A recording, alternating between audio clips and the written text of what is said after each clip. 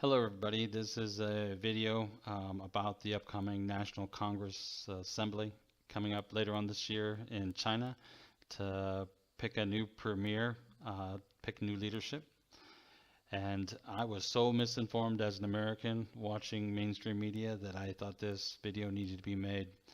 All the comments that I'm going to make are taken directly from U.S. information sources.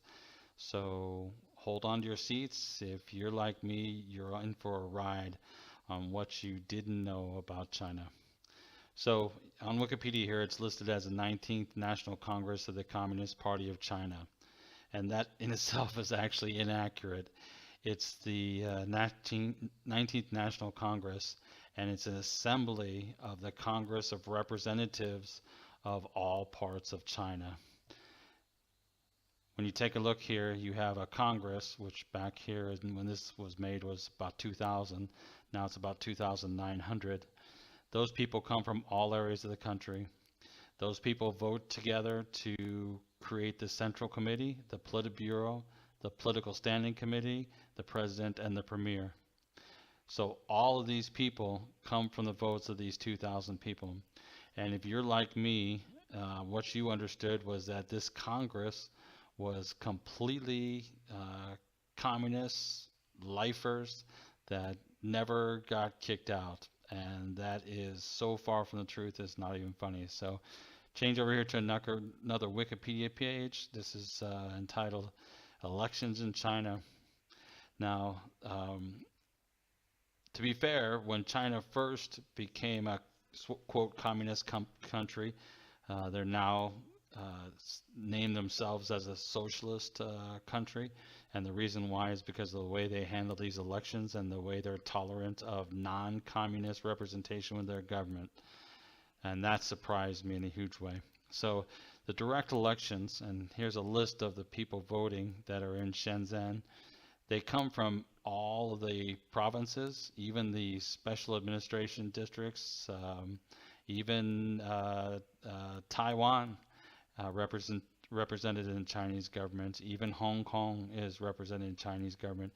Even the Muslims in the Mongolians are represented in Chinese government. Even Tibetans, and Tibetans are one of the groups that is being promoted very quickly. So as you look in this, the ethnic townships and towns get together, each one individually with the leaders, and vote for the representative they're going to send to the Congress. They trust that representative to vote in someone who's going to benefit the country.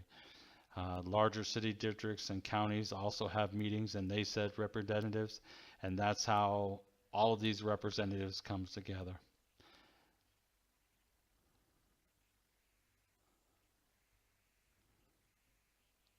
Now, when you look at this is the 2012 Congress. There were 2,987 members. 2,157 were from the Communist Party of China, and 830 were from United Front Independence.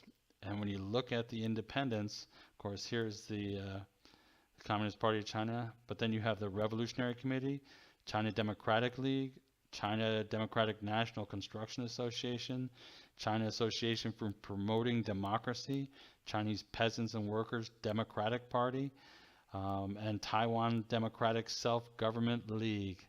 All of these are not only tolerated, but they're part of the working government. Now, you might say, okay, hey, look, 2,157 people, they obviously can get a majority every time, but that's not the case. The Politburo is not exclusively from this party. Independents have risen to powerful positions, not the positions of the premier or of the president, but in the Politburo definitely. And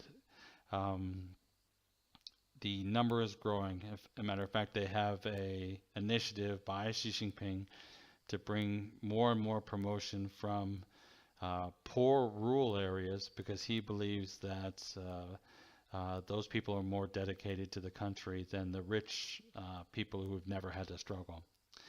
Now, one of the best examples I can give you about how diverse this voting population in Congress is this man. You know the face. It's Jackie Chan. Jackie Chan was named to the Chinese Government Advisory Board.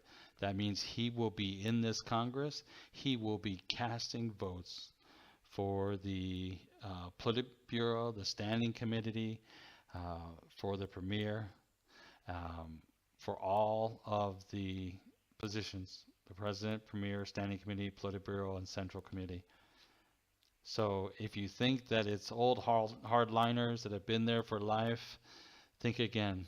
China is not the country that is being put forth in American media, and it's really sad. Even the textbooks, I remember reading textbooks, it was nothing like this.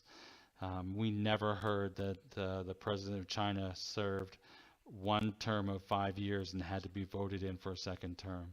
Never heard it. So hope you enjoyed this. Hope it brought about some new information, and hope it stirs you to continue studying China, because there's a lot about it that Americans just don't know and will never be told unless you do the research yourself.